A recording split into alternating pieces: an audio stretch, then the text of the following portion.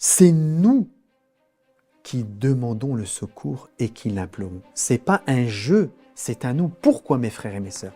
Et là, je vais être brut et catégorique. Celui qui croit qu'il va adorer Dieu tout seul, il est foutu. Il n'a rien compris à ce que c'est que l'islam. Il ne sait pas ce que c'est que le message des prophètes. Tout simplement. Je le dis brut. Ça va peut-être choquer, mais c'est comme ça. C'est un nous qui adore Dieu. C'est un nous qui implore Dieu. C'est pas un jeu. C'est-à-dire, c'est un ensemble. Ensemble, nous adorons Dieu et ensemble, nous l'implorons. Et il n'y a que le nous qui peut faire que nous nous en sortions et pas un jeu. Le jeu nous emmène vers la fin de la sourate dont je vais parler juste après. أعوذ بالله من الشيطان الرجيم بسم الله الرحمن الرحيم الحمد لله رب العالمين اللهم صل على محمد وعلى محمد السلام عليكم ورحمة الله وبركاته. Je cherche refuge en Dieu contre Satan le lapidé, notre ennemi déclaré. Et au nom de Dieu, Ar-Rahman, le clément, la louange à Dieu, Seigneur des mondes. La prière sur le messager de Dieu, sa sainte famille, les Ahl el-Bayt, les Asbat, les gens de la demeure prophétique. Et la prière, la paix et les bénédictions sur l'ensemble des prophètes, les envoyés, des messagers et de leurs héritiers respectifs. Et la prière, les bénédictions, la paix sur vous tous, nos chers frères et sœurs qui nous suivez sur Internet, et le plaisir de vous retrouver pour un sujet qui est le cœur de notre foi. Et j'espère, avec la permission de Dieu, pouvoir l'exprimer de la meilleure manière. Comme Moïse disait lorsqu'il est parti vers Pharaon, il a demandé à ce que Dieu dénoue sa langue afin qu'il puisse exprimer la vérité de manière la plus claire possible. Je demande à Dieu qu'il me permette de dénouer ma langue afin que ce sujet, cette analyse puisse être claire et qu'elle puisse vous apporter de l'élévation, de la lumière dans la compréhension et un plus dans votre foi et un plus dans votre cheminement. Et moi avec vous, parce que nous avons tous besoin d'être guidés, nous avons tous besoin d'avoir du plus dans notre foi, nous avons tous besoin d'élévation, nous avons tous besoin de grandir. Et le Coran est là pour ça, et les prophètes qui se sont manifestés à travers les temps de l'histoire que nous connaissons ont participé et concouru aussi à cette élévation de l'homme. Les suivre, c'est réussir, se détourner d'eux, c'est perdre. Donc, mes frères et mes sœurs, le sujet de cette analyse aujourd'hui, ça sera cette fameuse sourate que l'on nomme Al-Fatiha, l'ouverture. Une sourate que tout le monde connaît, puisque c'est une sourate que nous devons... On ne peut pas faire de prière dans l'islam sans Al-Fatiha. La Fatiha est le cœur du livre, l'ouverture du livre, et le cœur de notre prière. Avant d'aborder le Fatiha, je tiens d'abord à vous faire citer un verset du Coran, et puis après, vous allez voir, on va rentrer petit à petit dans cette sourate Al-Fatiha, et puis on citera les différents versets. Et quelle est la structure de cette Fatiha qui nous permet de la vivre véritablement et de comprendre aussi et surtout toute l'importance qu'elle a. Parce que c'est l'ouverture du livre, puisque c'est comme ça qu'elle se nomme Fatiha. Fatiha, ça veut dire ouverture. Fatiha, ça veut dire aussi, ça vient du mot fath aussi, il y a la même racine, ça veut dire aussi la victoire. Donc la Fatiha, allez, si je le dis brutalement, mais vous allez voir qu'il y a beaucoup de choses à dire dessus, mais en gros, c'est... réciter véritablement la Fatiha, c'est la victoire totale pour nous tous. Et on va voir pourquoi cette Fatiha, si nous la récitons telle que nous devons la réciter, eh bien, elle devient une manifestation dans ma vie de la victoire manifeste de la réalité divine.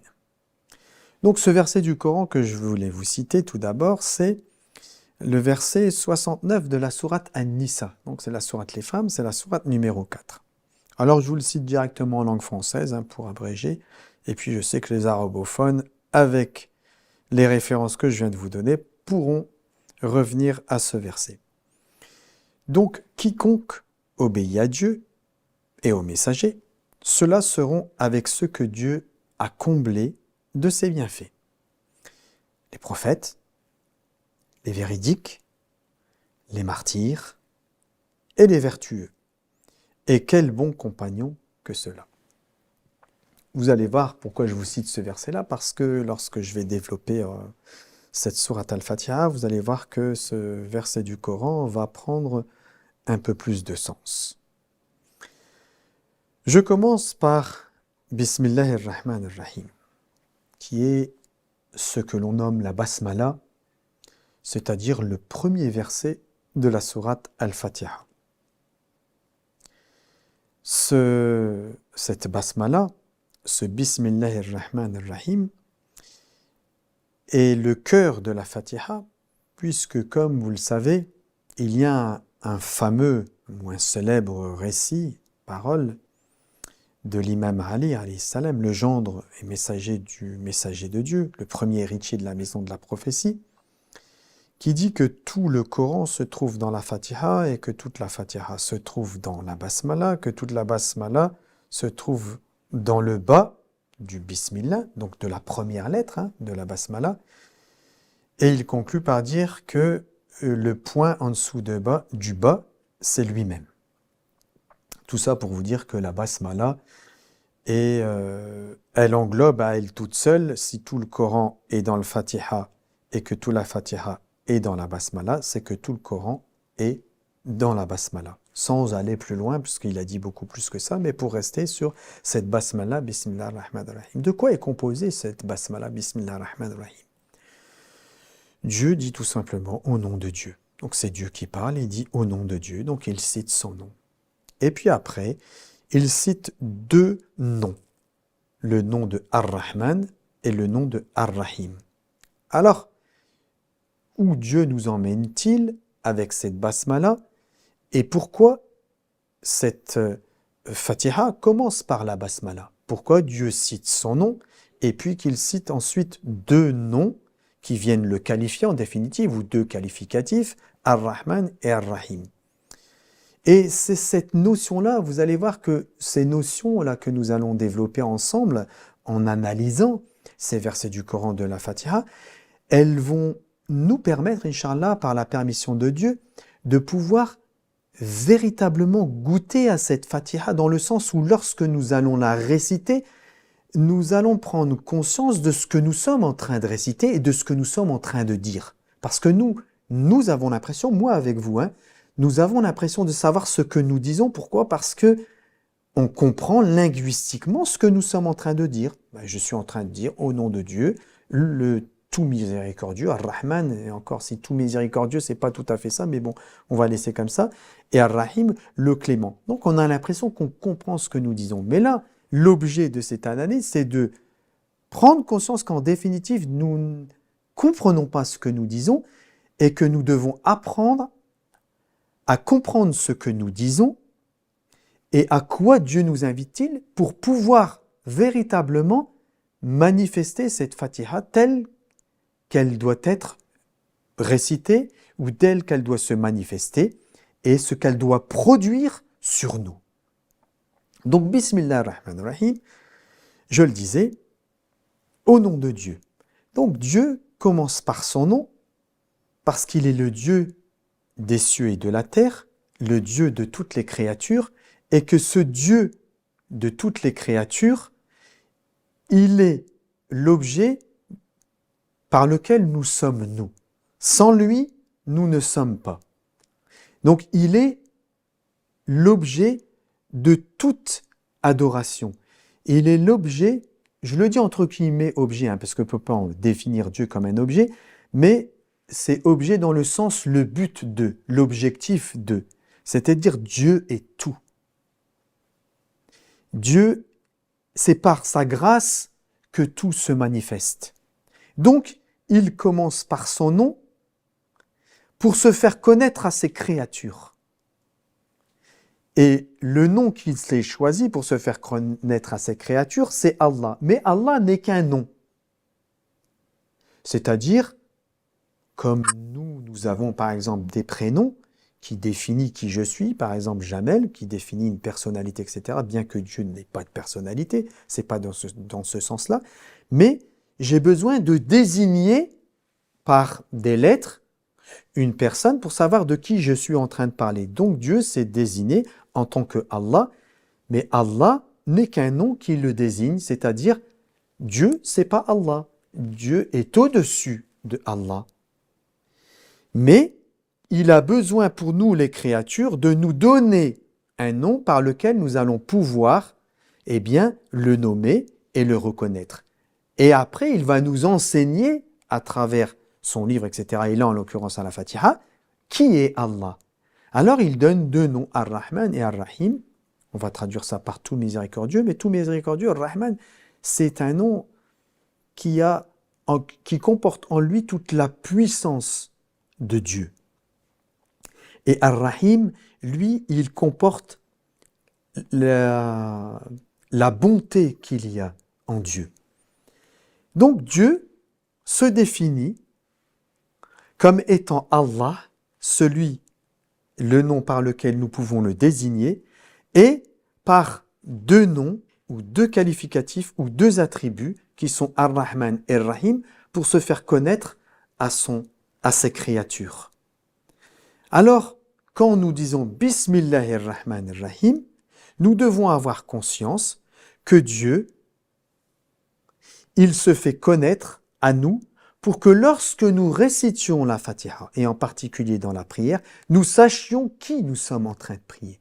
Et en l'occurrence, nous ne sommes pas en train de prier un Dieu qui serait uniquement comme ça le créateur de l'univers ou je ne sais. Non, il est en train de nous dire que il a une image, entre guillemets, puisque Dieu n'a pas d'image, et l'image de ce Dieu, c'est Ar-Rahman, Ar-Rahim, celui qui a la puissance, la force, et qui a aussi la douceur et la bonté. C'est ce Dieu-là que nous adorons, et c'est à ce Dieu-là que nous nous adressons. Je vais m'attarder un peu plus longtemps sur Bismillah ar-Rahman ar-Rahim, peut-être que sur les restes des versets de cette Fatiha, parce que elle est d'une importance capitale. Comme je vous le dis, elle comporte en elle toute la Fatiha, la Basmala. Et je vais faire un saut, un petit voyage avec vous dans le Coran, et nous allons voyager dans cette histoire de Balqis et de Salomon. Parce que comme vous le savez, dans le Coran, il y a... allez, je vais vous... C'est bien de réitérer ça, même si ce n'est pas l'objet de mon propos, mais c'est bien de réitérer ça. Vous savez que le livre de Dieu, le Coran, est verrouillé par un code. Et ce code, c'est que toutes les lettres, toutes les sourates, etc., je ne vais pas rentrer dans les détails, sont multiples du nombre premier 19. Hein? Alors, je ne vais pas m'attarder sur le caractère miraculeux de ceci, mais pourquoi je vous parle de cela ou de ceci? Parce que il y a dans le Coran un certain nombre de Bismillah ar-Rahman ar-Rahim, parce qu'il y a en début de chaque sourate Bismillah ar-Rahman ar-Rahim, sauf dans une sourate. Et cette sourate, c'est sourate At-Tawbah, la sourate numéro 9. Il n'y a pas Bismillah ar-Rahman ar-Rahim. Donc on pourrait se dire à ce moment-là, ah ben t'as vu, c'est pas un multiple de 19, parce que normalement il devrait y avoir 114 Bismillah ar-Rahman ar-Rahim pour que ce soit un multiple de 19. Or là, il en manque un, il n'y en a que 113 Bismillah ar-Rahman ar-Rahim. Mais en réalité, non, il y en a 114. Et le 114e, où est-ce qu'il se trouve? Eh bien, il se trouve dans l'histoire de Salomon et de Balqis, lorsqu'elle dit qu'elle a reçu un livre, une lettre de Suleyman, et que cette lettre, elle est au nom de Bismillah ar-Rahman ar-Rahim. C'est le 114e, c'est Bismillah ar-Rahman ar-Rahim, celui qui apparemment manquait à l'appel. Et il est là, ce Bismillah ar-Rahman ar-Rahim. C'est pour ça, mes frères et mes sœurs, je vous dis ça comme ça entre deux, c'est pour ça qu'il faut être des chercheurs. C'est pour ça qu'il faut avoir de la réflexion, c'est pour ça qu'il faut s'interroger, tout simplement, comme Dieu nous le dit dans son Saint Livre. Bismillah ar-Rahman ar-Rahim de Balqis, parce que c'est elle qui va le réciter, Balqis, qui est la reine de Saba, qui a un trône merveilleux, qui a des sujets et qui ont ce qu'ils ont. Mais cette dame, cette grande dame, dirais-je, elle est un peu spéciale parce que malgré la puissance et ce que Dieu lui a donné, elle est, on dirait aujourd'hui, ouverte à plus. Et c'est pour cette raison que lorsqu'elle reçoit cette lettre, elle n'est pas négative, mais elle va à sa manière, comment dirais-je, tester Sulayman pour voir c'est qui cette personne. Ce Bismillah ar-Rahman ar-Rahim qu'elle va prononcer, Balqis, elle va le faire avec une spécificité qui fait que dans la suite de l'histoire, elle va se soumettre à Salomon et surtout se soumettre au Dieu de Salomon. Ça veut dire que dans cette histoire, Bismillah ar-Rahman ar-Rahim, il a opéré une alchimie chez cette grande dame qui est la reine de Saba. Et je m'arrête là, et après, je reviendrai précisément à ce moment-là pour vous parler de cette alchimie. Je continue dans la Fatiha. Alhamdulillahi Rabbil Alamin. Alhamdulillahi Rabbil Alamin, si nous le traduisons, c'est louange à Dieu, Seigneur des mondes. Alors dans la louange à Dieu, c'est la reconnaissance, c'est le remercier. Le remercier, alors vous allez me dire, je vais vous poser la question, pourquoi le remercier ? Pour ce qu'il nous a donné, pour le Coran, parce qu'il a envoyé ses prophètes, parce qu'il s'est fait connaître à ses créatures, parce qu'il a donné dans cette création pour que les hommes puissent être ce qu'ils sont, qu'ils puissent se nourrir, etc., etc. Mais on va aller plus loin. La conscience de ceci, tel que je viens de l'exprimer maintenant, c'est très bien. Mais c'est encore plus beau. Si vous avez la conscience que quand vous dites Alhamdulillahi Rabbil Alamin, vous remerciez celui qui vous a donné Bismillahir Rahmanir Rahim. Parce que le cœur de la Fatiha, c'est Bismillahir Rahmanir Rahim. Donc vous citez Bismillahir Rahmanir Rahim, et juste après Alhamdulillahi Rabbil Alamin, remerciez le Dieu des cieux et de la terre, le Dieu tout-puissant qui nous a donné Bismillahir Rahmanir Rahim. C'est pour ça que nous devons dire Alhamdulillahi Rabbil Alamin. Et c'est pour ça que nous commençons par Bismillahir Rahmanir Rahim. Alhamdulillahi Rabbil Alamin. Imaginez-vous, mes frères et mes sœurs, lorsque vous récitez le Fatiha et que vous avez la conscience, quand vous dites Alhamdulillahi Rabbil Alamin, que vous êtes en train de remercier Dieu qui vous a donné Bismillahir Rahmanir Rahim. Avec la conscience de ce que représente Bismillahir Rahmanir Rahim, sur lequel je reviendrai juste après. Ar-Rahman ar-Rahim. Donc Dieu insiste. Il insiste sur le fait qu'il se fait connaître à ses créatures. Qu'il a utilisé, là en l'occurrence, deux noms qui sont les supports de la manifestation de Dieu à ses créatures. Ar-Rahman ar-Rahim. Dieu s'est fait connaître par ses prophètes. Et il s'est fait connaître par les héritiers de la prophétie. Donc, Ar-Rahman, Ar-Rahim se sont manifestés à travers la prophétie et les héritiers, Al-Wilaya, les héritiers de la prophétie. C'est ainsi que Dieu se fait connaître à ses créatures. C'est ça que vous devez avoir conscience. Parce que c'est facile de dire « je crois en Dieu ». Mais qui est-ce qui t'a parlé de Dieu? Qui est-ce qui t'a dit qu'il y avait un Dieu unique? Qui est-ce qui t'a dit que Dieu était Rahman, il était Rahim, etc. Qui? Les prophètes. Et les awliya. Et les héritiers. Donc il s'est fait connaître à travers ces créatures. Créatures qui ont pris les attributs et les qualificatifs de Dieu. Et qui ont manifesté les qualificatifs et les attributs de Dieu. Et que par cela, ils ont fait connaître Dieu, le Créateur, aux créatures, à nous, les créatures. C'est pas extraordinaire, mes frères et mes sœurs? Bismillah ar-Rahman ar-Rahim. Alhamdulillahi Rabbil Alamin, qui m'a donné Bismillah ar-Rahman ar-Rahim, et qui s'est fait connaître par la prophétie et la wilaya. Et ensuite, ar-Rahman ar-Rahim, Maliki Yawmiddin. Maliki Yawmiddin. Alors on a l'impression de changer de registre, alors qu'on est toujours dans le même registre. C'est quoi Maliki Yawmiddin? On va te dire, la majorité, moi avec vous, nous allons dire, c'est le jour de la résurrection, c'est le jour de la manifestation de la religion, c'est le jour du jugement. Il y en a, ils vont aller un petit peu plus loin, ils vont utiliser la linguistique, ils vont te dire, din, ça veut dire la dette. Donc c'est le jour où on devra rendre la dette que nous avons envers Dieu. Et tout ça, c'est vrai, mais c'est pas assez palpable. Dieu veut que nous nous interrogions pour que le Coran devienne palpable, que nous sachions ce que nous disons.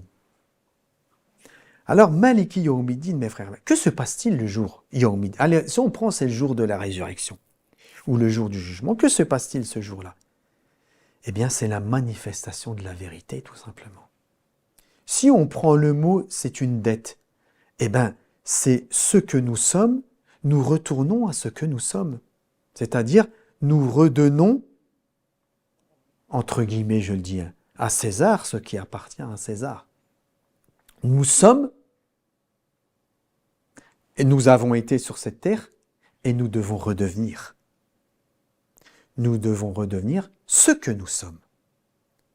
Donc la réalité et la vérité. C'est le retour à la vérité et à la vérité. Yawmiddin, c'est la manifestation de la vérité. Ce jour-là, il est le roi de la vérité. Il est celui qui détient la vérité. Il est celui qui est propriétaire de cette vérité. Il n'y a plus que lui. Il n'y a que lui qui reste. Maliki Yawmiddin, mes frères et mes sœurs, doit vous faire prendre conscience que nous sommes tous appelés à retourner vers notre origine. C'est ça, Maliki Yawmiddin. La vérité, c'est notre origine, c'est ce que nous sommes véritablement auprès de Dieu et dont nous nous sommes écartés, éloignés en descendant sur cette terre. C'est à cette origine-là que nous devons revenir. Et c'est ce Dieu-là que nous adorons. Celui qui nous a fait ce que nous sommes et que nous devons redevenir ce que nous sommes réellement. Nous devons retourner à ce que nous sommes réellement. C'est celui-là que nous adorons, pas celui qui a fait de moi ce que je suis aujourd'hui en tant qu'être humain qui est descendu sur cette terre, mais celui que j'étais et que je dois redevenir. Maliki Yawmiddin. C'est celui-là que nous adorons, pas un autre Dieu que celui-là. Ensuite, Maliki Yawmiddin, Iyyaka na'budu wa iyyaka nasta'in. C'est toi que nous adorons et c'est toi dont nous implorons le secours. Lequel? Maliki Yawmiddin. Celui qui manifeste sa vérité. Regardez, chaque verset, il a un lien avec le verset précédent.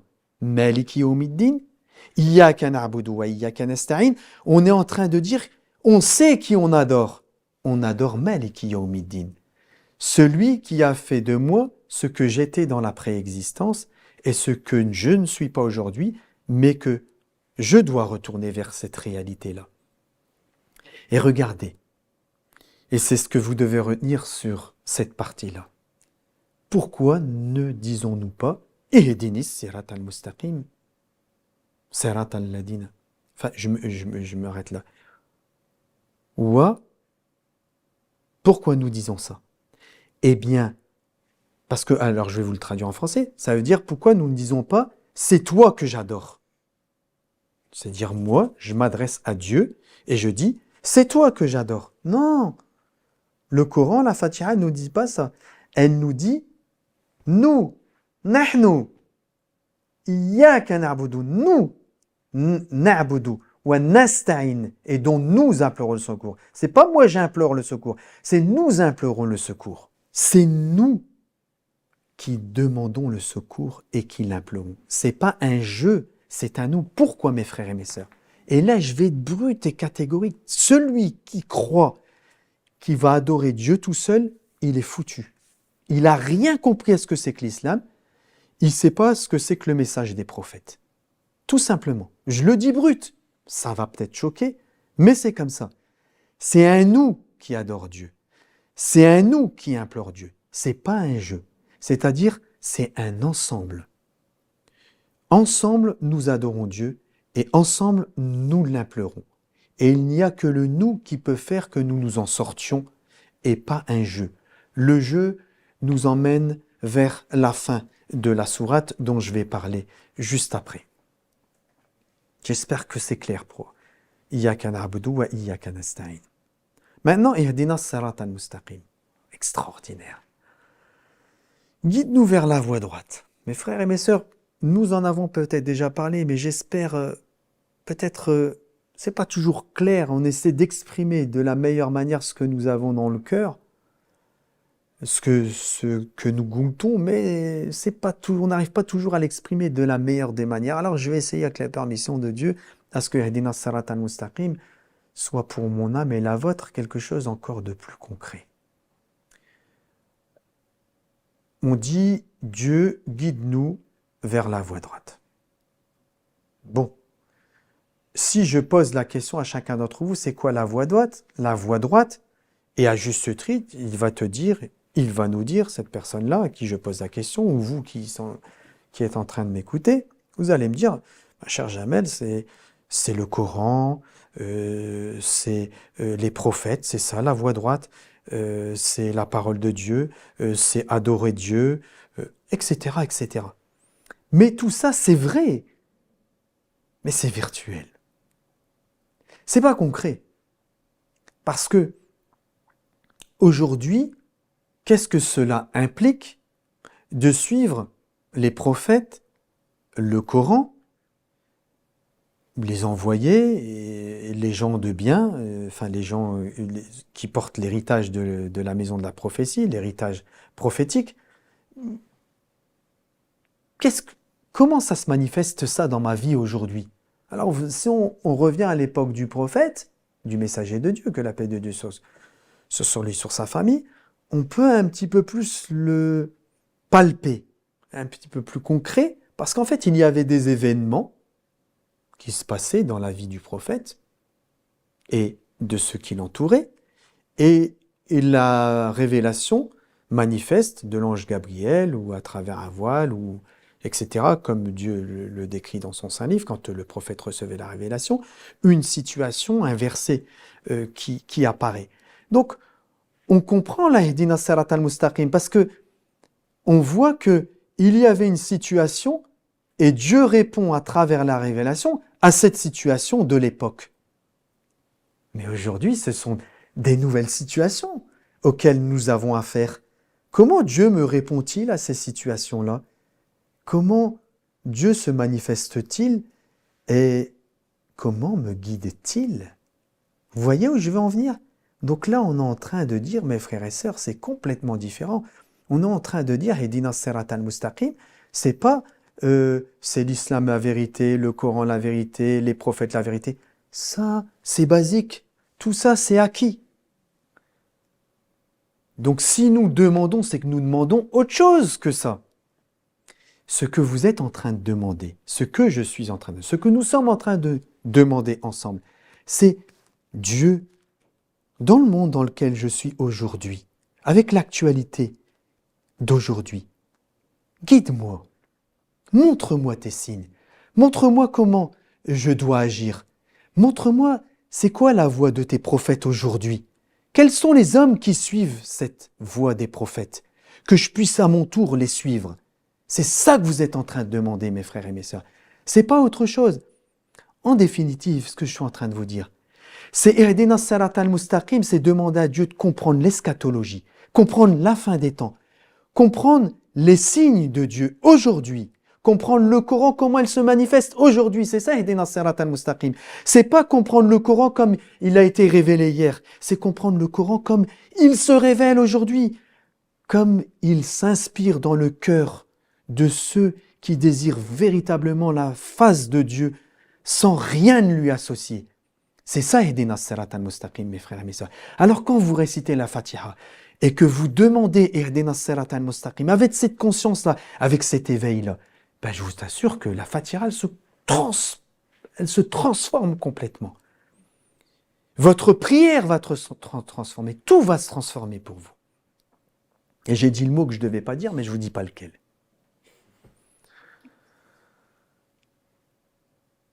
Sirat alladina an'amta alayhim. Et là, on va revenir au verset du Coran que je vous ai cité tout à l'heure. Donc, ce verset, encore comme tout à l'heure, a un rapport avec le verset que je viens de vous citer. Ihdina sirat al-mustaqim. Guide-moi vers la voie droite. Et c'est quoi cette voie droite? Alors on l'a exprimé pour l'actualiser. Et là, elle nous décrit qui? Ceux que tu as comblés de tes bienfaits. Et qui sont ceux de qui Dieu a comblé ses bienfaits? Et c'est important, mes frères et mes sœurs. Est-ce que vous savez, quand vous récitez le Fatiha, de qui vous parlez à ce moment-là? Parce que c'est vous qui le dites quand même, hein? C'est nous, on le dit. On dit, ah Dieu, guide-moi vers la voie de ceux que tu as comblés. Ouais, mais c'est qui ceux que tu as comblés de tes bienfaits? C'est Pierre, Paul, Jacques, excusez-moi de dire des prénoms comme ça, ou ça peut être Karim, Abdelrahman, ou... C'est qui? Eh bien, mes frères et mes sœurs, le verset du Coran que je vais vous citer, que je vous ai cité tout à l'heure, il nous explique, parce que le Coran nous explique, mais savons-nous lire avec l'éveil que Dieu nous enjoint dans son Coran, et qu'il dit « Hudan lil muttaqin » c'est une direction pour ceux qui sont éveillés. Et nous avons besoin de cet éveil pour le comprendre, pour que ce soit manifeste pour nous. Alors je vous répète ce verset. Quiconque obéit à Dieu et au messager, suffit pas d'obéir à Dieu, il faut obéir au messager. Et obéir au messager, c'est obéir à Dieu. Attention, c'est important parce qu'il y en a, ils disent « Non, mais Dieu, ça me suffit. » Non, non, Dieu, ça ne te suffit pas. Tu n'aurais pas connu Dieu sans le messager. Alors dis pas que Dieu, il te suffit. Tu as besoin du messager de Dieu. Et c'est Dieu qui te l'a envoyé, parce qu'il sait que tu en as besoin. Donc, obéis à Dieu, quiconque obéit à Dieu et au messager, ceux-là seront avec ceux que Dieu a comblés de ses bienfaits. An'ama alayhim. Comme on dit dans la Fatiha, Sirat alladina an'amta alayhim, ceux que tu as comblés de tes bienfaits. Ce verset est en train de nous expliquer, de nous orienter et de nous dire qui sont ceux que Dieu a comblés de ses bienfaits. Et donc je dis, ceux-là seront avec ceux que Dieu a comblés de ses bienfaits. Qui? C'est le Coran qui parle. Les prophètes, les véridiques, les martyrs. Vous pouvez vous référer les arabophones au verset du Coran en arabe. 69, verset, sourate numéro 4. Les prophètes, les véridiques, les martyrs et les vertueux. Et quel bon compagnon que ceux-là. Aujourd'hui, qui sont ceux qui sont les compagnons de ceux-là? Des prophètes. C'est ceux-là. C'est ça l'actualité. C'est pour ça que quand je vous disais Ihdina sirat al-mustaqim, c'est comprendre l'eschatologie. Comprendre l'eschatologie, c'est comprendre les signes qui sont manifestes dans son livre. Et c'est comprendre aujourd'hui qui sont ceux qui suivent les prophètes. Et ça, c'est important. Et ça fait partie de notre foi. Parce que c'est cela que nous demandons dans notre Fatiha à ce qu'on soit comme eux et suivre le modèle que eux ils ont suivi. Et puis après, la Fatiha de conclure Ghayril maghdubi alayhim waladdallin. Pas ceux qui ont encouru ta colère et les égarés. Et là, je le dis avec force, parce que c'est honteux – ceux qui disent ça. Parce que c'est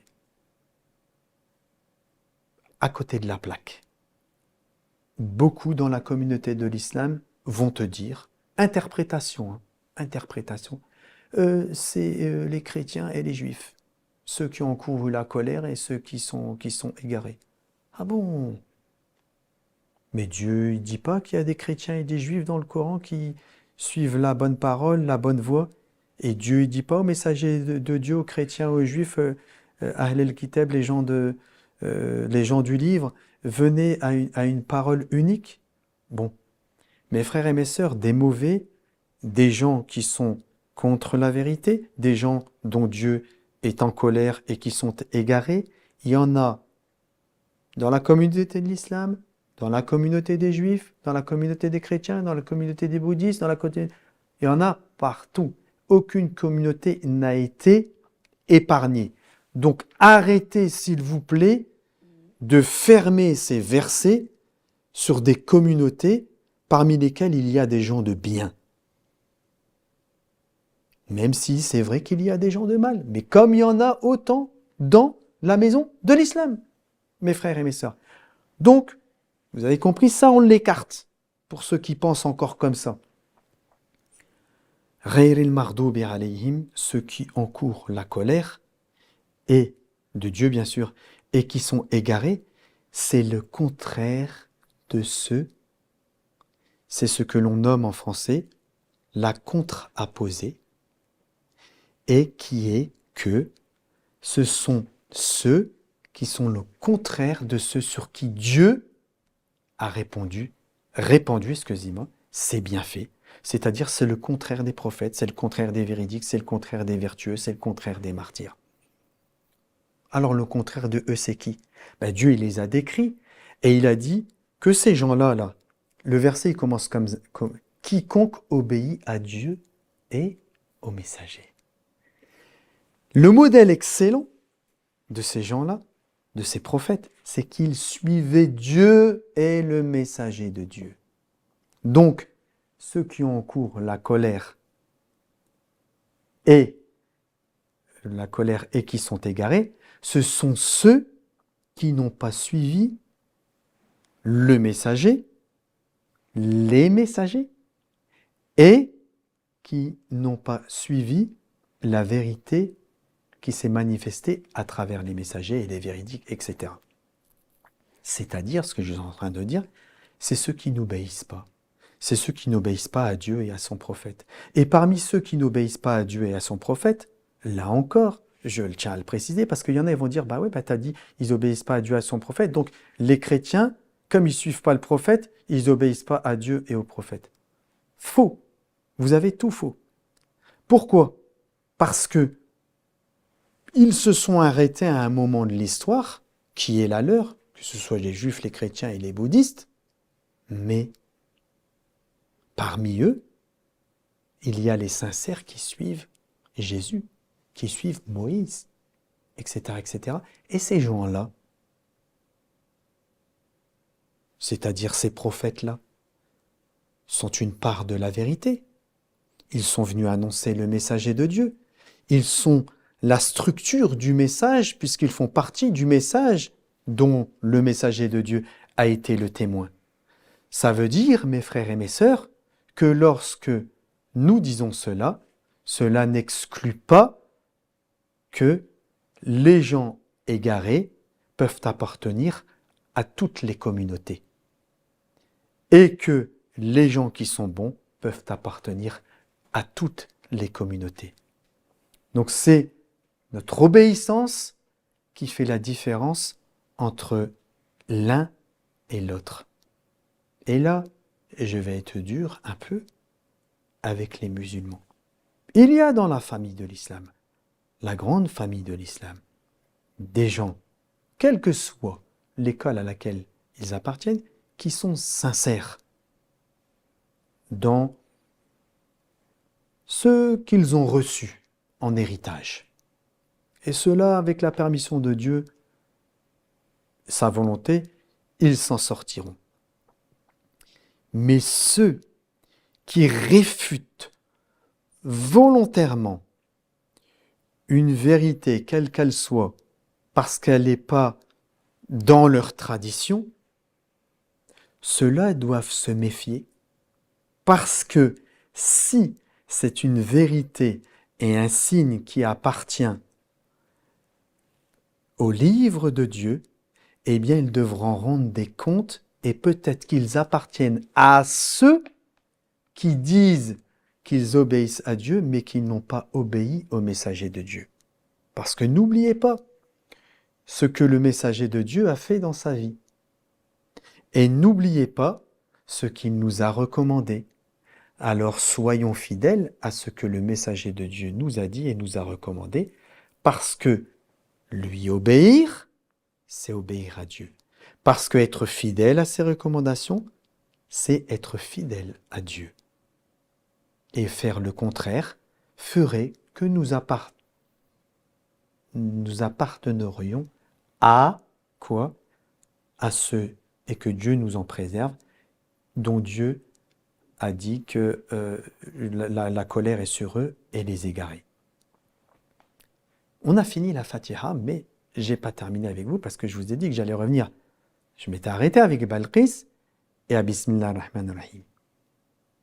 D'accord? On va conclure avec ça. Donc je reviens à Bismillah ar-Rahman ar-Rahim. Quelle est cette opération alchimique? J'avais parlé d'une opération alchimique, j'ai employé le mot alchimie pour laisser un mystère derrière un mot que j'ai employé tout à l'heure, peut-être que vous n'avez pas fait attention, mais qui est le symbole de cette histoire de Balqis et de notre histoire à nous, si aujourd'hui Dieu nous donne le privilège, allez, et il nous favorise que nous puissions appartenir à la communauté de ceux qui récitent la Fatiha tels que les prophètes et le messager de Dieu en particulier l'a récité. Bismillah ar-Rahman ar-Rahim a transformé Balqis. Voilà le mot maître, transformation. Mes frères et mes sœurs, je me le dis à mon âme en premier lieu et à vous autres. Bismillah ar-Rahman ar-Rahim doit nous transformer. Si Bismillah ar-Rahman ar-Rahim ne nous transforme pas, c'est que nous n'avons pas dit le vrai Bismillah ar-Rahman ar-Rahim. Parce que Bismillah ar-Rahman ar-Rahim de Balqis l'a transformé. Il y avait quelque chose de spécifique lorsqu'elle l'a prononcé. Elle était dans un état. Elle avait quelque chose de particulier. Et c'est cet état que nous devons avoir pour pouvoir véritablement prononcer Bismillah ar-Rahman ar-Rahim. Et alors Bismillah ar-Rahman ar-Rahim deviendra pour nous une transformation et une élévation et une inspiration pour chacun d'entre nous. Et aussi et surtout, elle deviendra la manifestation de la victoire par laquelle les croyants réussissent. Le jour où les croyants se réjouiront de cette victoire qui sera manifeste et que cette victoire ne peut se manifester qu'à travers Bismillah ar-Rahman ar-Rahim. Toute victoire spirituelle ou dans le monde palpable que nous connaissons aujourd'hui n'est que par Bismillah ar-Rahman ar-Rahim. Mes chers frères et sœurs, j'espère que ce voyage dans la sourate la Fatiha vous aura un peu donné une image de ce qu'elle doit représenter lorsque vous la récitez et que vous priez Dieu. C'est le Fatiha que nous récitons sur nos morts.